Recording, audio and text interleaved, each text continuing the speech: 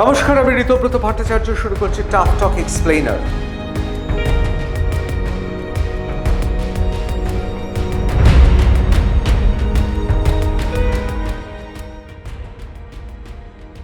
Tough টক এক্সপ্লেইনারে আজকে আমরা আলোচনা করব 21শে জুলাই ও গিরগিটিরা। এই গিরগিটি কারা, কাদের নিয়ে কথা বলছি অবশ্যই বিশ্লেষণ করব। কেন গিরগিটি বলছি সেটাও আপনারা জানতে পারবেন। কিন্তু তার আগে আমাকে একটু ফিরে যেতে হবে 1993 সালের 21শে জুলাই। তার কারণ এ পুরা রাজ্যে আপনারা জেনে রাখবেন যে শাসকের বিরুদ্ধে বিরুদ্ধ শক্তি কদাচিৎই খুব শক্তিশালী হয়েছে। 1947 সালের আগে, অর্থাৎ স্বাধীনতার আগে, এই পশ্চিম বাংলায় বীর সন্তানরা ব্রিটিশের গুলি বুকে নিয়েছে, হাসতে হাসতে ফাঁসির মঞ্চে গিয়েছে। কিন্তু আপনারা যদি 1950 সালের পর থেকে ইতিহাস দেখেন, আপনারা দেখবেন সেই বাঙালি, যে বাঙালি ব্রিটিশদের সরিয়ে গোটা দেশকে স্বাধীন করেছিল, যে বাঙালির লড়াই ছিল ব্রিটিশদের বিরুদ্ধে, যে বাঙালির লড়াই ছিল সাম্রাজ্যবাদের বিরুদ্ধে, সেই বাঙালি কেমন নিয়ে গিয়েছিল। না, এটা বলতে আমার কোনো লজ্জা নেই যে বিধানচন্দ্র রায়ের আমলে অনেক বড় বড় কথা বলা হয়, কিন্তু এ সবই হচ্ছে প্রচার। ধীরে ধীরে বাম শক্তি বিরুদ্ধ শক্তি হয়েছিল, কিন্তু বামেরা বিরুদ্ধচারণের কথা বলেন, তারাও কিন্তু শতভাগে বিভক্ত ছিল। সেই জন্য দেখেন না, কেউ বিপ্লবী, কেউ অতি বিপ্লবী, কেউ রক্ষণশীল। যেমন ধরুন এমএন রায়, বিশ্ববন্দিত মার্কসিস্ট অর্থাৎ মার্ক্সবাদী সমাজতন্ত্রী একজন বিপ্লবী এমএন রায়, যার আসল নাম ছিল নরেন্দ্রনাথ ভট্টাচার্য। তাকে শুধুমাত্র টেনে নামাতে কমিউনিস্ট পার্টির এখনকার যে সিপিআইএম এবং সিপিআই, তাদের পিতামহরা অর্থাৎ তাদের পার্টির পিতামহরা সারা দেশ তো বটেই, সারা পৃথিবী জুড়ে বিভিন্ন কমিউনিস্ট পার্টিকে তার বিরুদ্ধে নিন্দে করতে চিঠি লিখতে ছাড়েননি। অর্থাৎ এক কথায় এমএন রায়কে হেনস্থা করা হয়েছিল। আসলে আমাদের এ রাজ্যে সবচেয়ে বড় সমস্যা কি জানেন? বিরোধীরা বিভিন্ন ভাগে ভাগ হয়ে যায়। শাসকের বিরুদ্ধে লড়বে কে বড় বিরোধী, কে শাসকের কাছাকাছি যাবে, এটাই হচ্ছে আসলে তাদের ইচ্ছে থাকে। দেখুন, ইন্দিরা গান্ধী এবং জ্যোতি বসু একটা সময় ধরে বিভিন্ন সময় এই আলোচনা হয়েছে, আসলে কিন্তু কংগ্রেস বরাবরই চেয়েছে এ রাজ্যে সিপিএম থাকুক, আর সিপিএম চেয়েছে কেন্দ্রে থাকুক কংগ্রেস। তাহলে বিরোধিতা হবে কোথায়? আর ঠিক সেই জায়গায় মমতা বন্দ্যোপাধ্যায় এবং তার যুব কংগ্রেসের নেতৃত্ব এক প্রকার কংগ্রেসের বিরুদ্ধাচারণ করে তারা চেয়েছিলেন 21শে জুলাই মহাকরণ অভিযান। কেন বলছি এ কথা? অনেকের ধারণা আছে যে জ্যোতি বসু তৎকালীন মুখ্যমন্ত্রী, তার পদত্যাগের দাবিতে মহাকরণ ঘেরাও হয়েছিল। আসলে কিন্তু তা নয়। তৎকালীন মমতা বন্দ্যোপাধ্যায় তার নেতৃত্বে যুব কংগ্রেসের কর্মীরা তারা ঘেরাও করেছিল মহাকরণ। তার কারণ তখন নির্বাচন কমিশন ওই মহাকরণেই বসছেন। তারপর যা হওয়ার তাই হলো, শহীদ হলেন সেই সমস্ত যুব কংগ্রেস কর্মীরা। মমতা বন্দ্যোপাধ্যায়ের রাজনৈতিক জীবনে একটা বৈপ্লবিক পরিবর্তন এলো, কাগজের হেডলাইনে তার নাম। এবং মমতা বন্দ্যোপাধ্যায় 1993 সালের 21শে জুলাইয়ের আগে আর 21শে জুলাইয়ের পরে, অর্থাৎ 1993 সালের 21শে জুলাইয়ের পরে তার রাজনৈতিক ওজন কিন্তু বহুগুণে বেড়ে যায়। কংগ্রেসের কথা, যুব কংগ্রেসের কথা, তারা মারা গেলেন কংগ্রেসের নামে, যুব কংগ্রেসের নামে স্লোগান দিতে গিয়ে। নিশ্চিতভাবে মমতা বন্দ্যোপাধ্যায় নেতৃত্ব দিয়েছিল, কিন্তু মমতা বন্দ্যোপাধ্যায় দল ছেড়ে যাওয়ার সঙ্গে সঙ্গে তিনি ক্ষমতায়ও চলে আসেন। তাই এই দিনটি তিনি পালন করেন। এবার পালন করেন মানে তারই এটা পেটেন্ট, এটা তো নয়। কারণ তৃণমূলের ঝান্ডা নিয়ে তো এরা মারা যায়নি। সেদিন রক্তে ভিজে গিয়েছিল যুব কংগ্রেসের পতাকা, রক্তে ভিজে গিয়েছিল কংগ্রেসের পতাকা। তো আজকে আমাদের তো নৈতিকভাবে তারা আমার কংগ্রেস পরিবারের মানুষ, আমাদের ভাই, তারা মমতা বন্দ্যোপাধ্যায়ের সহনাগরিক হতে পারে। কিন্তু তৃণমূল কংগ্রেস তৈরি হওয়ার পর একেবারে আইনগত দ্বৈত ছেড়ে দিই, নীতিগত এবং এই যে সত্যিকারের এই লোকেরা গেছিল কাকে দেখে? গেছিল তো কংগ্রেসকে দেখে, কংগ্রেসের ঝান্ডাকে হাতে নিয়ে, যুব কংগ্রেসের ঝান্ডাকে হাতে নিয়ে। অতএব এই যে তৃণমূল, আজকে আপনি বলছেন এই তৃণমূল ওই তৃণমূল, আমি একটা জিনিস মনে করি, তৃণমূল একটাই, বাকি সবটাই। আমরা এতদিন যে শুনেছিলাম তৃণমূল মানেই বিজেপি, বিজেপি মানেই তৃণমূল, সেটা কিন্তু জলের মতো পরিষ্কার। এবং তখন থেকেই মমতা বন্দ্যোপাধ্যায় স্বপ্ন দেখতে শুরু করেন। তিনি মনে করেন এই কংগ্রেস ভেঙে, অর্থাৎ কংগ্রেসের সঙ্গে গদ্দারি করে তিনি নিজের রাজনৈতিক শক্তি এ বঙ্গে প্রতিষ্ঠা করতে পারবেন। কিন্তু তৎকালীন 1993 সালে একা মমতা বন্দ্যোপাধ্যায় নয়, যুব কংগ্রেসের অনেক নেতৃত্ব এই সমাবেশ ঘটিয়েছিল। এখন প্রশ্ন হচ্ছে, এই 21শে জুলাই এত গুরুত্বপূর্ণ কেন? দেখুন বামপন্থীদের বিরোধিতার ইতিহাস যদি দেখেন, তাহলে দেখবেন খাদ্য আন্দোলন থেকে শুরু করে বহির রাজ্যে বিভিন্ন বাম আন্দোলন, পরবর্তীকালে এ রাজ্যে আপনারা জানেন উত্তাল 6-এর দশক 7-এর দশকে কি হয়েছে, নকশাল আন্দোলন, এবং সেখান থেকে বামেদের উত্থান, এবং 1977 সালে কোথাও কংগ্রেস, সেই কংগ্রেসের দুর্নীতি, মজুদ্দারদের দুর্নীতি, বিভিন্ন প্রসঙ্গকে মানুষের সামনে এনে 1977 সালে বামেরা ক্ষমতায় চলে আসে। অর্থাৎ তার আগে তাদের গণ আন্দোলন করতে হয়েছিল। এবং এই বামেরাও তারা কিন্তু সময় নিয়েছিল যথেষ্ট। ভাবুন, আমি যদি ধরেই নিচ্ছি 1947 সালের 15ই আগস্টের পর থেকে নয়, আমি ধরেই নিলাম 1955 সাল, 1952 সাল, সেই 1952 সাল থেকে 77 পর্যন্ত, হ্যাঁ মধ্যখানে ভাঙা গড়া হয়েছে, কিন্তু বামেরা কিন্তু পূর্ণ ক্ষমতায় আসতে পারেনি। অর্থাৎ সেই আন্দোলন বা বিরোধিতা দেখাতে পারেনি। এক প্রকার ফাঁকা মাঠে গোল দিয়ে 1977 সালে, অবশ্যই সেক্ষেত্রে তাদের আত্মত্যাগ ছিল, তাদের বিভিন্ন পার্টির কর্মী যারা ছিলেন তারা জেল খেটেছেন, তারা লুকিয়ে বেরিয়েছেন, তারা এ রাজ্যে বিরুদ্ধ শক্তি হয়েছিল। কিন্তু তারপর থেকে যদি 34 বছরের ইতিহাস দেখেন, একমাত্র 21শে জুলাই ছাড়া বামেদের কিন্তু সেইভাবে প্যাচে ফেলতে পারেনি বিরোধীরা। অর্থাৎ এক কথায় যুব কংগ্রেস কর্মীরা খুর খেয়েছিলেন, কিন্তু ক্ষীর খেয়ে নিলেন মমতা বন্দ্যোপাধ্যায়। অর্থাৎ এক প্রকার কংগ্রেস ভেঙে বেরিয়ে এসেও তিনি কিন্তু 21শে জুলাইকে একেবারে নিজের হাতের মুঠোতে নিয়ে আসেন।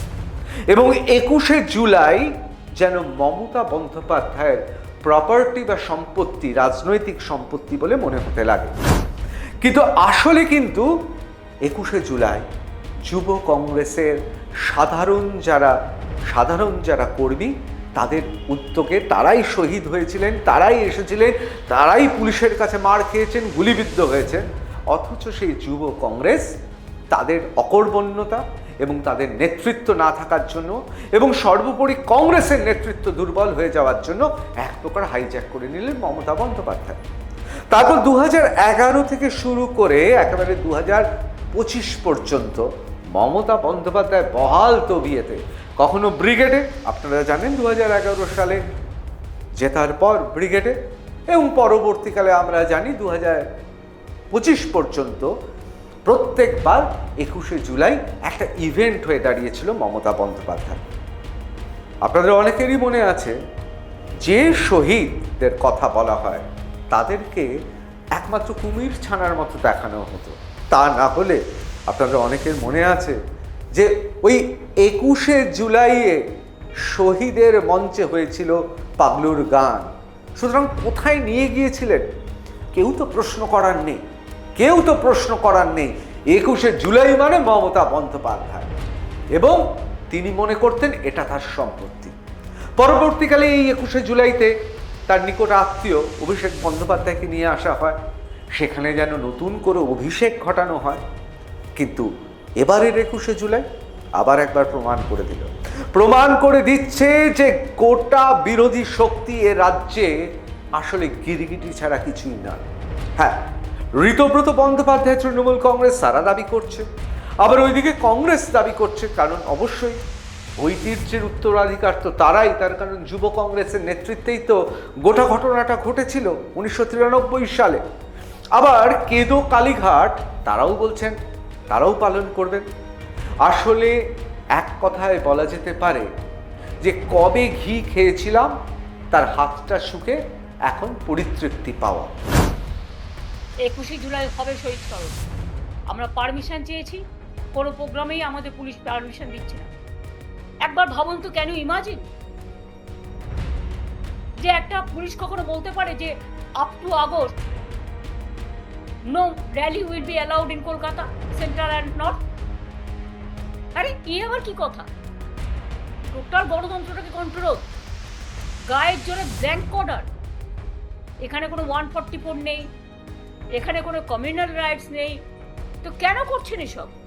শুধু তৃণমূল কংগ্রেসের প্রোগ্রামটাকে ভেস্তে দেওয়ার জন্য? শুধু রিকশায় দাঁড়িয়ে প্রোগ্রাম হলেও প্রোগ্রাম আমাদের হবে, এবং আপনারা ট্রেনে আসতে দেবেন না, বাসে আসতে দেবেন না, বেরোতে দেবেন না। আমি সব কাজটাই জানি। তো একটা জিনিস জেনে রাখুন, হৃদয় যখন নাড়া দেয় না, কোনো বাধা মানে না। 21শে জুলাই হয়তো হতো, মানে প্রতিবারই হতো, জেলাগুলোরও তো একটা বিরাট ভূমিকা থাকতো। লোক আনা, বাস করা, এটার একটা অর্থকরী অ্যাঙ্গেল রয়েছে। তো আমার মনে হয় যে ফরম্যাটে 21শে জুলাই হতো, এই যে পরিস্থিতি, কর্মীরা আক্রান্ত, কর্মীরা ঘরছাড়া, কর্মীদের মিথ্যে মামলা রয়েছে, এলাকায় সমস্যা রয়েছে জানি, আমরা রাজ্য প্রশাসনের দ্বারস্থ হয়েছি। আমরা এর মধ্যে এলাকা ভিত্তিক তালিকা দেবো, মানে বিধায়কদের এলাকায় আমাদের নিরপরাধ কর্মীরা যারা ঘরছাড়া, সে তালিকা। তো স্কেল ডেফিনেটলি 21শে জুলাই যেরকম হতো ওরকম স্কেল হওয়াটা বৈজ্ঞানিকভাবেই আমার মনে হয় ডিফিকাল্ট, কিন্তু 21শে জুলাই হবে। আমি কালীঘাটের ব্যাপারটা বলতে পারবো না। আমাদের যেহেতু জেলা সভাপতিদের একটা ডিস্ট্রিবিউশন করা হয়েছে, আমরা আলাপ আলোচনা করে, এখানে আমি একা আপনাকে বলে দিতে পারবো না যে কি হবে, কোথা থেকে কি হবে, মানে concrete analysis of concrete situation. এই কংক্রিট অ্যানালিসিস অফ কংক্রিট সিচুয়েশনের ওপর দাঁড়িয়েই কোথা থেকে কত লোক আসবেন, কিভাবে আসবেন, তার রুটম্যাপ আমরা তৈরি করব এবং সেইভাবেই এগোবো। দেবে না কেন ওরা তো আমাদের, আপনারা জানেন বাংলা এখন কি হয়েছে, এই প্রথম গণতন্ত্রে আমরা দেখলাম যে বিরোধী পক্ষ, যে সরকার ডিসাইড করে দিচ্ছে কে বিরোধী।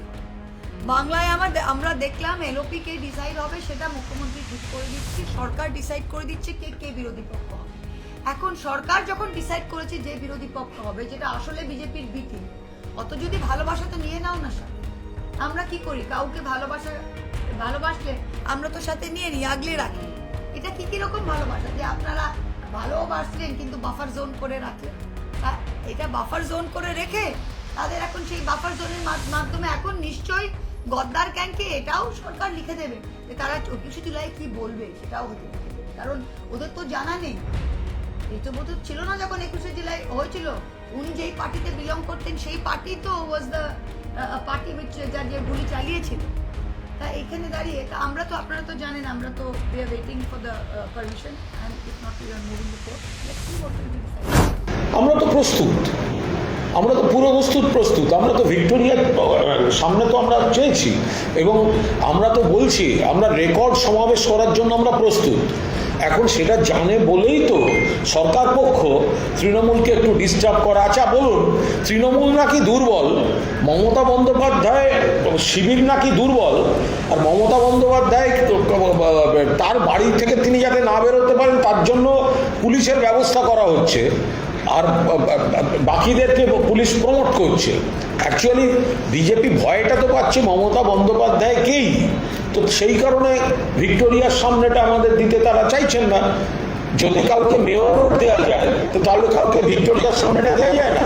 8 বেলার জন্য একটা রাস্তার অর্ধেক আমরা যদি নিই তাতে কার কি সমস্যা আছে? ওই জায়গায় গণহত্যা হয়েছে, তো এখন ওনারা তো ঠিক করছেন যে ওদের বি টিমকে ওনারা প্রমোট করবেন। তো বি টিমকে প্রমোট করার জন্য তৃণমূলকে ডিস্টার্ব করা হচ্ছে। আসলে এ রাজ্যে যারা বিরোধী, প্রত্যেকে গেরগেটি, প্রত্যেকে নিজেদের সম্পত্তি বাঁচাতে চাইছেন। কোটি কোটি টাকার সম্পত্তি রয়েছে এদের। যারা এদের মধ্যে যাদের বরাত ভালো, অর্থাৎ যারা এই মুহূর্তে লোকসভায় আছেন অথবা যারা বিধানসভায় আছেন, তারা এই মুহূর্তে লোকসভায় যারা, তারা এনডিএ সমর্থক। আবার আপনারা জানেন যারা বিধায়ক, জয়ী বিধায়ক, তাদের বেশিরভাগ গিয়ে এখন ঋত তৃণমূলে চলে গেছে। এটাও কিন্তু সম্পত্তি বাঁচার জন্য। যে মমতা বন্দ্যোপাধ্যায় তার রাজনৈতিক জীবনে দল ভেঙেছেন, গাদ্দারি করেছেন, অন্য দল ভাঙিয়েছেন, তাকে সজ্ঞানে এখন দেখে যেতে হচ্ছে তার দল কিভাবে ভাঙিয়ে নিচ্ছে। আসলে আদর্শহীন গিরগিটিদের দল, আর এই সমস্ত বিরোধীদের দেখছেন এরাও গিরগিটি। এবার আপনারা প্রশ্ন করবেন, বিরোধী কি একমাত্র কেঁদো তৃণমূল, ঋত তৃণমূল অর্থাৎ এঁদো তৃণমূল, অথবা ওই পার্লামেন্টে এনডিএ সমর্থকরা? না, এছাড়াও বিরোধীরা আছে। বিরোধী তো আছেই, এখানে সিপিআইএম আছে, সিপিএম আছে, এসইউসিআই আছে। দেখুন, বাম দলগুলো কেউ 21শে জুলাই নিয়ে কিছু বলতে পারবে না, তার কারণ এক কথায় কাঠগোড়ায় তারা। আবার মমতা বন্দ্যোপাধ্যায়, আপনারা সবাই মনীশ গুপ্তর নাম জানেন, যে সেই সময় তিনিই ছিলেন সরকারের মুখ, যে সময় 1993 সালে গুলি চালানো হয়েছে, তাকে পরবর্তীকালে সাংবিধানিক পদে কে নিয়ে এসেছিলেন? স্বয়ং মমতা বন্দ্যোপাধ্যায়। আসলে মমতা বন্দ্যোপাধ্যায়ের রাজনীতি হচ্ছে যে যেখানে শক্তিশালী তাকে নিয়ে এসো, কোথাও যদি মনে হয় যে অন্য দল থেকে আনতে হবে নিয়ে এসো, এইভাবেই তো তিনি দল করেছেন। এখানে তো কোনো আদর্শ নেই। তা না হলে ভাবতে পারেন যে 21শে জুলাইয়ের জন্য ক্ষীর খেয়েছেন মমতা বন্দ্যোপাধ্যায়, আর যারা খুর মেরেছে, আমি একবারও বলবো না যে মনীশ গুপ্তই একা দায়ী, কিন্তু বিতর্কে তো তার নাম আছে। তিনি তো সেই সময় চিফ সেক্রেটারি ছিলেন। কার নির্দেশে পুলিশ গুলি চালিয়েছিল, এসব তো তদন্ত হওয়ার দরকার ছিল। সেই মনীশ গুপ্তকে নিয়ে এলেন, অর্থাৎ যে মেরেছিল সেই সময় খুর, মমতা বন্দ্যোপাধ্যায়ের সুর দিনে তিনি খেলেন ক্ষীর। এখন প্রশ্ন হচ্ছে যে আপনাদের যে কথা বলছিলাম, এ রাজ্যে আমাদের কপাল খুব খারাপ, যে যখন শাসক হয় তখন সবাই যেন সেদিকে চলে যায়। হ্যাঁ, অধ্যাপক, শিক্ষক, অধ্যক্ষ, উপাচার্য, মায়ের সাংবাদিক পর্যন্ত। এবার অনেকেই বলবে যে কেন এটা হয়। আসলে আমাদের মধ্যে একটা অনিশ্চয়তা কাজ করে, আমাদের মধ্যে কোথাও যেন একটা রাজনৈতিক অস্থিরতা রয়েছে, আমাদের মধ্যে রাজনৈতিক সুবিধাবাদ রয়েছে। তা নাহলে ভাবতে পারে বাম আমলে সবাই লাল, তারপর আমরা দেখলাম গোটা শহর জুড়ে সাদা নীল, আর এখন তো সবাই গেরুয়া। তার মানে কি বাঙালির কি রাজনৈতিক চেতনা কমছে? তাই এই গিরগিটিরা এই মুহূর্তে বিরোধী হিসেবে তারা শুধুমাত্র রাজনীতির রঙ্গমঞ্চে তারা অভিনয় করে চলেছে বিরোধী বলে। গণতন্ত্র তখনই টেকে যখন শাসকের বিরুদ্ধে গণতন্ত্রে বিরোধীরা থাকে। কিন্তু আশ্চর্যের বিষয়, অন্তত গত কয়েক দশক ধরে আমরা দেখেছি সেই বিরোধিতা কোথায়।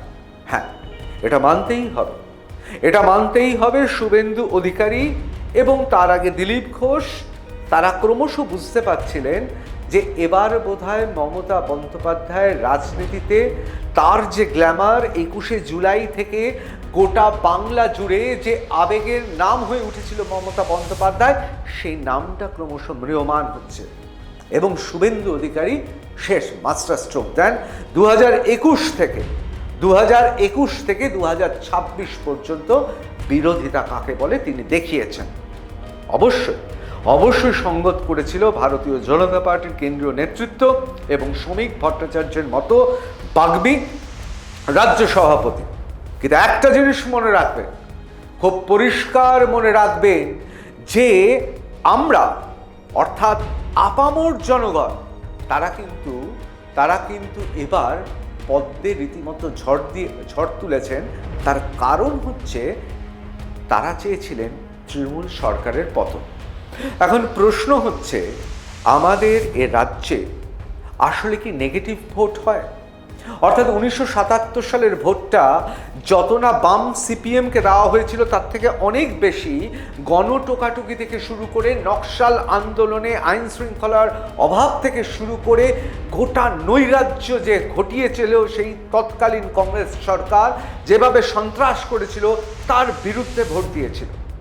আবার 2011 সালে বামেদের একেবারে জগদ্দল পাথরের মতো অহংকার, স্পর্ধা এবং তার সঙ্গে সঙ্গে সাধারণ মানুষকে খাটো করে দেখা, বিভিন্ন ধরনের দুর্নীতির আঁচ থেকে মানুষ খেপে গিয়েছিল লালেদের বিরুদ্ধে, আর তাই বামেদের বিরুদ্ধে ভোট পড়েছিল তৃণমূল কংগ্রেসে, যাকে অনেকে পরবর্তীকালে বলেছিল যে আবেগের নাম মমতা বন্দ্যোপাধ্যায় নাকি মমতার বন্দ্যোপাধ্যায়ের নামে ভোট হয়েছিল।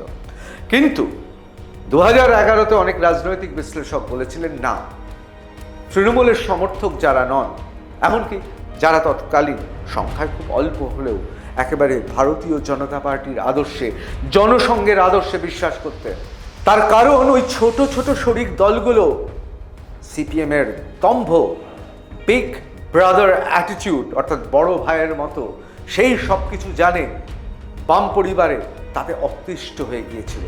পুলিশ প্রশাসন আমলা তো ছেড়েই দিলাম, অধ্যক্ষ, অধ্যাপক, উপাচার্য, আপনাদের অনেকেরই মনে আছে যে একটা সময় অনিলায়ন বলে একটা কথা উঠেছিল, অর্থাৎ আলিমুদ্দিন স্ট্রিট থেকে অনিল বিশ্বাস চালাতেন গোটা শিক্ষাক্ষেত্র। কিন্তু তারপর কি হলো? 2011 সালে মমতা বন্দ্যোপাধ্যায় এসেছিলেন, অনেকে ভেবেছিল যে না, এর থেকে মুক্তি পাবে। দেখলাম আমরা হিতে বিপরীত হলো। আমরা চোর তাড়িয়ে ডাকাত এনেছি। কেন বলছি? তার কারণ সর্বত্র যে সিন্ডিকেট রাজ, যে দুর্নীতি মমতা বন্দ্যোপাধ্যায় সরকার করেছে, যে স্বজন পোষণ করেছে, তাতে প্রত্যেকে বুঝতে পেরেছেন এবং সর্বোপরি হিন্দু বাঙালির মনে বারবার আঘাত দিয়েছে এবং মুসলিম তোষণের মাধ্যমে গোটা পশ্চিম বাংলাকে যেন বাংলাদেশ করতে চেয়েছিলেন মমতা বন্দ্যোপাধ্যায়। এবং এমন সব উক্তি তিনি করেছেন, অনেকে মনে করেন তিনি রাষ্ট্রদ্রোহিতা করেছেন। আমাদের সামরিক বাহিনী নিয়ে, অপারেশন সিন্দুর নিয়ে তার মন্তব্যগুলো শুনে মানুষ শিউরে উঠেছে। কাকে বসিয়েছি রাজার আসনে? ঠিক সেই সময় ভারতীয় জনতা পার্টি যেহেতু একটা আদর্শ আছে এবং রাষ্ট্রবাদী দল, এবং তার সঙ্গে যে কথা বলছিলাম শুভেন্দু অধিকারী, যিনি গোটা তৃণমূলটাকে হাতের তালুর মতো চেনেন, তিনি যখন বেরিয়ে এসেছেন তখনই কিন্তু অস্তগামী সূর্য হয়ে ওঠে তৃণমূল কংগ্রেস। এক কথায় আমরা আবার একটা নতুন সরকার পেলাম 2026-এ। কিন্তু বিরোধীরা যেইকে সেই। এই মুহূর্তে যারা বিরোধীরা রয়েছে প্রত্যেকে চাইবে 21শে জুলাইকে নিজের সম্পত্তি করতে। ঋত তৃণমূল থেকে শুরু করে কেদো তৃণমূল, এদো তৃণমূল সবাই চাইবে। বামেরা দূরে দাঁড়িয়ে ভাববে যে এই দিনটা চুপ থাকাই ভালো। কিন্তু আদৌ কি তাতে লাভ হবে? আসলে এই সমস্ত বিরোধীরা গিরগিটি, মানুষ বুঝে গেছে। আমাদের পোড়া কপাল, আমরা একটা সুস্থ বিরোধিতা দেখতে পেলাম না, যে বিরোধিতার মধ্যে আদর্শ আছে, যে বিরোধিতার মধ্যে গণতন্ত্রের সমীকরণ মেনে রাজধর্ম পালনের ইঙ্গিত আছে। সত্যি বড় দুর্ভাগা আমরা। জয় হিন্দ।